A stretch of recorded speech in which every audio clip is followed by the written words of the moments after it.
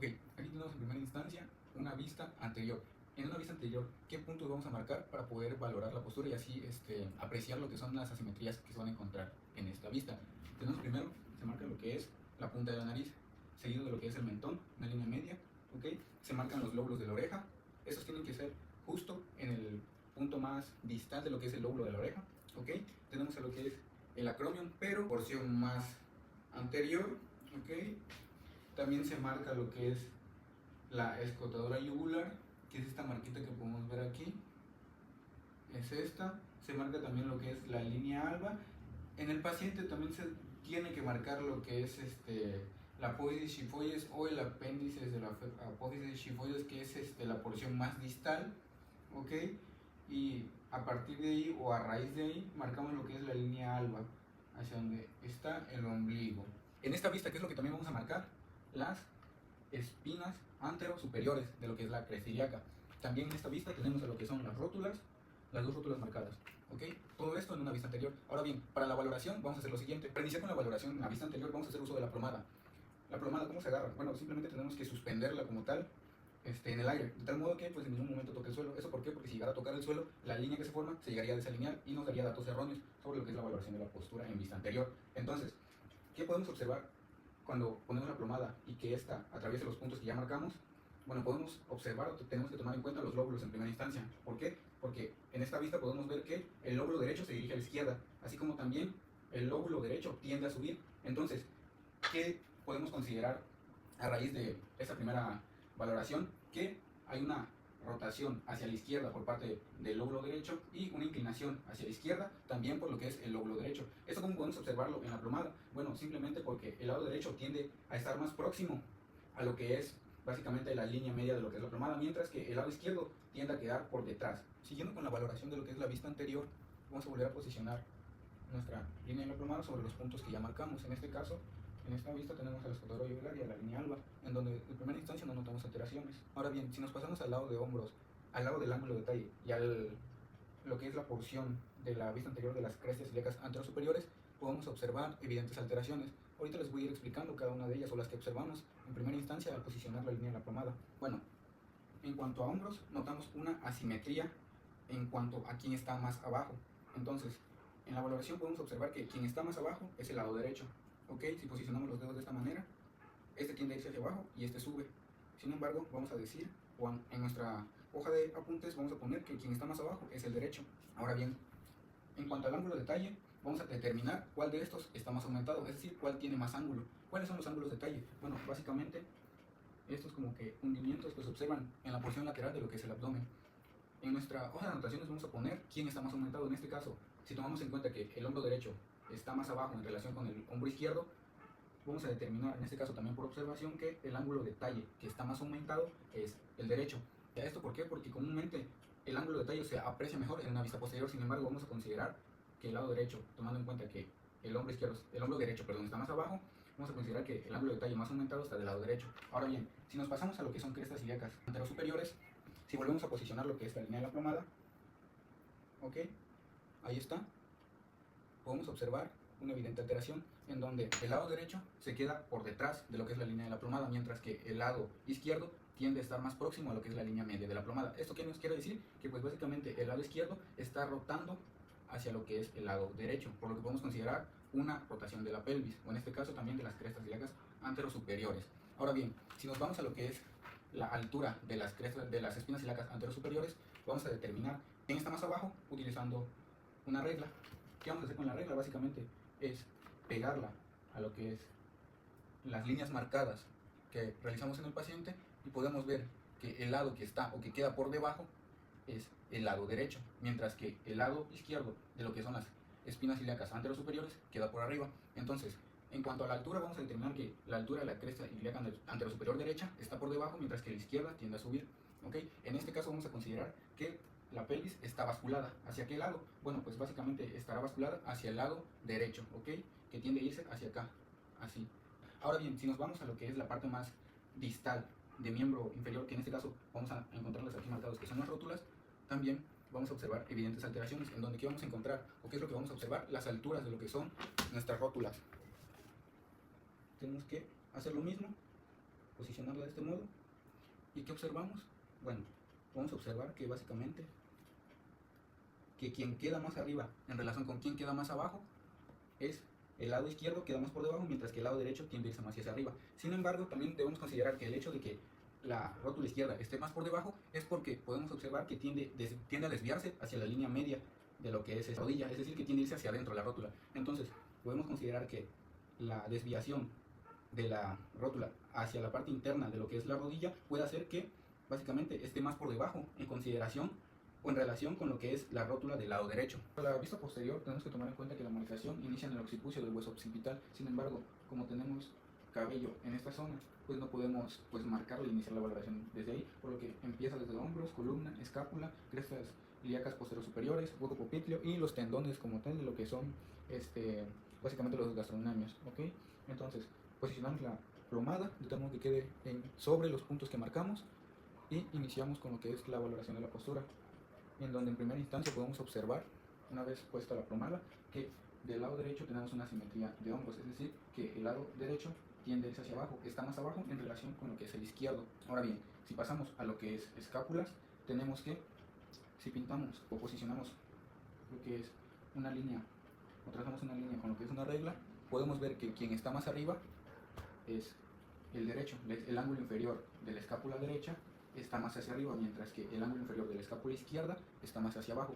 Esto porque, tomando en cuenta que este hombro derecho está más abajo en relación con el izquierdo, bueno, básicamente podemos determinarlo porque de este lado la escápula alada es mayor, se nota más. En cambio, del lado izquierdo no tanto. Por eso el ángulo inferior de la escápula derecha está más hacia arriba en comparación con el lado izquierdo, ¿ok? Eso se tiene que mencionar porque pues básicamente la lógica diría que como el lado derecho, el hombro del lado derecho está más abajo, también nos daría el ángulo inferior de la escápula derecha. Sin embargo, por lo que es la escápula alada, pues nos da otro resultado. Ahora bien, si nos pasamos a lo que es los ángulos de talle, como se los mencioné anteriormente, en una vista anterior no era tan observable, en esta vista sí, en donde encontramos que efectivamente el lado derecho es el más aumentado en comparación con el lado izquierdo. Ahora, si nos pasamos a lo que es espinas ilíacas postero superiores, tenemos que, si pintamos ahí lo que es la línea de la plomada, tenemos que quien más se aleja de la línea media es la espina ilíaca postero superior derecha, tiende a irse hacia lateral, mientras que la espina ilíaca postero superior izquierda tiende a irse más hacia la línea media. ¿Esto qué nos quiere decir? Bueno, básicamente nos confirmaría una rotación de lo que es la pelvis, es decir, que el lado derecho tiende a irse hacia la izquierda, mientras que la izquierda tiende a irse hacia este lado, de tal modo que la espina ilíaca postero superior pues quede más acercado a la línea media. Ahora, en una porción más distal a lo que es la vista posterior del paciente, vamos a valorar también las líneas glúteas, ¿ok? En donde encontramos que quien está más abajo es evidentemente el lado izquierdo en comparación con el lado derecho, ¿ok? Ahora bien, si nos pasamos a lo que son huecos popítulos, tenemos que hacer las mismas alineaciones como los que hicimos con las escápulas, ¿ok? En donde básicamente tenemos que posicionar una línea sobre lo que es el hueco popítleo, en donde básicamente tenemos que el lado derecho está más arriba y el lado izquierdo queda por debajo.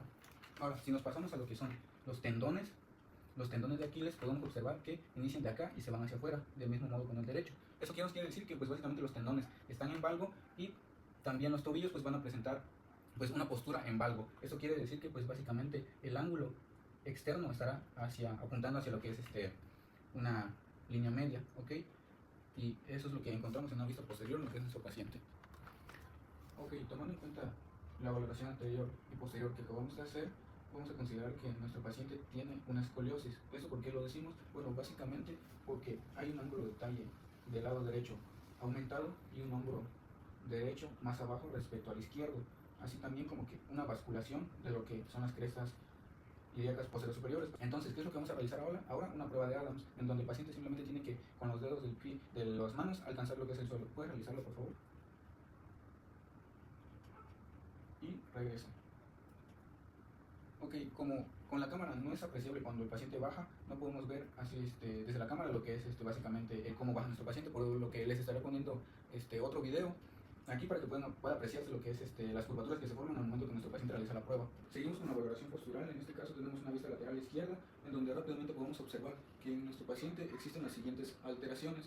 Tenemos que presenta lo que es antepulsión de la cabeza, ¿Esto por qué? Porque la línea de la plomada, la línea que es trazada con la plomada, el lóbulo de lo que es la oreja izquierda básicamente quedaba por delante, al igual que lo que pasaba con el hombro, en donde tenemos que el hombro está en antepulsión, ¿ok? Ahora vamos con las curvaturas de lo que es la columna del paciente, en donde encontramos que aquí no hay presencia de lo que es una cifosis, ¿ok? Lo que da la sensación de que nuestro paciente pueda estarlo presentando es la escápula alada. Sin embargo, pues a nivel torácico pues no encontramos lo que es cifosis. A nivel lumbar podemos considerar que existe una lordosis lumbar, una hiperlordosis lumbar. ¿Esto por qué? Porque pues básicamente los ángulos aquí están aumentados, se puede observar. Al igual que lo que pasa es que nuestro paciente está presentando una anteversión. ¿Esto por qué? Porque en una vista anterior, básicamente lo que pasaba con las crestas o con las espinas ilíacas anterosuperiores es que se iban hacia adelante y hacia abajo. ¿Ok? ¿Eso qué nos da? Eso qué idea nos da? Pues que básicamente la pelvis está basculada hacia adelante, ¿ok? Dándonos que en este segmento lumbar haya una hiperlordosis, ¿ok? Si volvemos a tomar lo que es la plomada y la volvemos a posicionar, pero ahora tomando en cuenta el tocante mayor, la rodilla y lo que es el malleolo lateral, vamos a encontrar lo siguiente, ¿ok? Ahí podemos alinearlo. Eso es, ahí está. ¿Ok? El trocánter mayor queda por delante de lo que es la línea de la plomada, por lo que podemos decir que pues básicamente coincide con lo que es una anteversión. En cuanto a rodilla y malleolo lateral, pues se alinean perfectamente, por lo que podemos decir que en esos dos no hay ninguna alteración que podamos llegar a considerar. Okay, ahora vamos con una vista lateral, en donde de nueva manera colocamos la plomada de tal modo que pasa por los puntos que marcamos y observamos lo siguiente. A nivel de la cabeza tenemos que existe una antepulsión. ¿Esto por qué? Porque si trazamos lo que es la línea de la plomada sobre lo que es el lóbulo y el hombro, básicamente se desalinea. El lóbulo queda por delante de la línea de la plomada, haciendo que pues esta nos dé como resultado una antepulsión de la cabeza. Ahora, en cuanto al hombro, también existe una antepulsión de lo que es básicamente pues este segmento. ¿Esto por qué? Porque el hombro tiende hacia adelante, ¿ok? De este modo. Ahora, a nivel de lo que es las curvaturas de la columna, tenemos que, como en el caso del lado izquierdo, que no existe una aparente hipercifosis a nivel torácico, sino que lo que da la impresión de tenerlo es la escápula alada. Ok, ahora, en el segmento lumbar, pues tenemos que aquí la lordosis está aumentada, por lo que tenemos que, al igual que en la vista izquierda, tenemos que del lado derecho también existe una hiperlordosis lumbar. Ahora bien, si volvemos a posicionar lo que es la plomada y ahora tomando en cuenta tocante mayor, rodilla y malleolo lateral,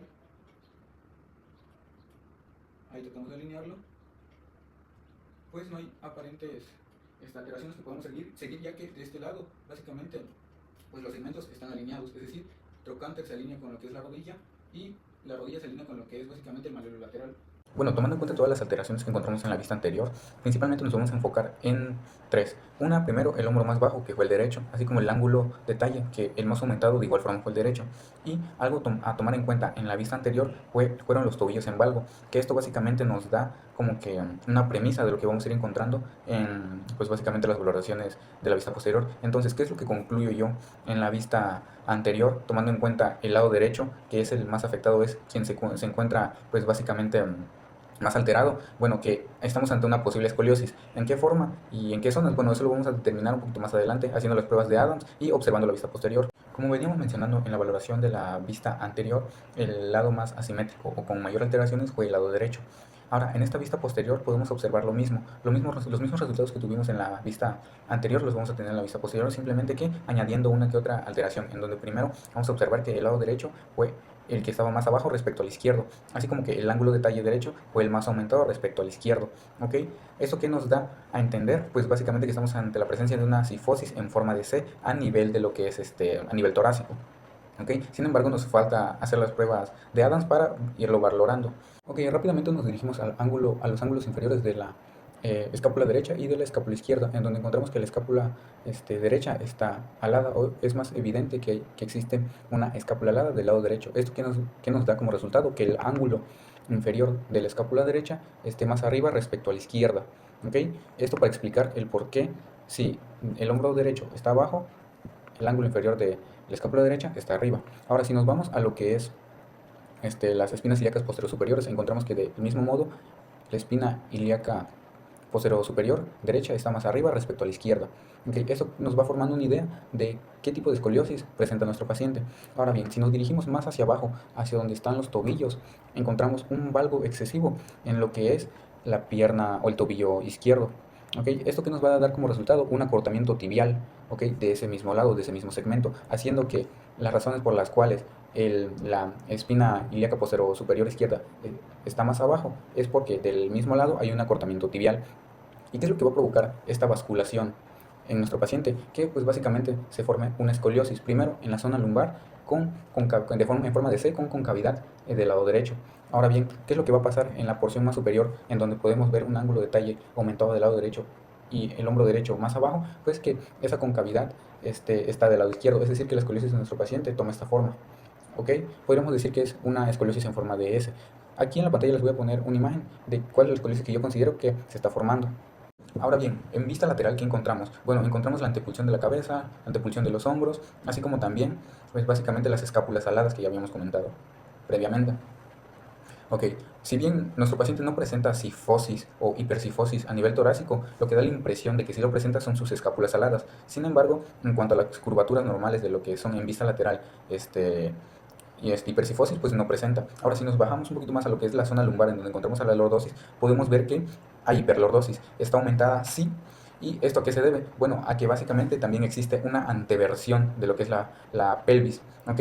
¿Cómo podemos verla? Bueno, básicamente observando como tal lo que son las espinas ilíacas anterosuperiores, en donde podemos observar que estas tienden a irse hacia adelante y hacia abajo, haciendo que la pelvis, pues básicamente tome esa posición de anteversión, de irse hacia adelante, ¿ok? Dejando las crestas ilíacas posterosuperiores más arriba, lo que pues nos da como resultado esa lordosis o hiperlordosis lumbar aumentada. ¿Y esto a qué se debe o por qué se da? Bueno, pueden ser por dos razones principalmente. Una, que el recto femoral de lo que es las piernas esté tan tensa que tire desde las crestas, desde las espinas ilíacas anterosuperiores, y eso haga que pues básicamente se genere la anteversión. Sin embargo, otro punto a tomar en cuenta es la fuerza que ejercen los músculos abdominales en contrarresistencia a lo que es el recto femoral. ¿Eso por qué lo digo? Porque básicamente el abdomen es el encargado de mantener un equilibrio entre el recto femoral y de que pues esta básicamente no tire de lo que es la pelvis hacia abajo, haciendo que se forme una lordosis o hiperlordosis lumbar. Entonces básicamente hay que tomar en cuenta estas dos pautas: una, que el recto femoral está muy tenso, y dos, que los abdominales o lo que es el core, el grupo muscular conocido como core, pues está muy débil, lo cual haría que pues no esté realizando su trabajo como pues debe de ser.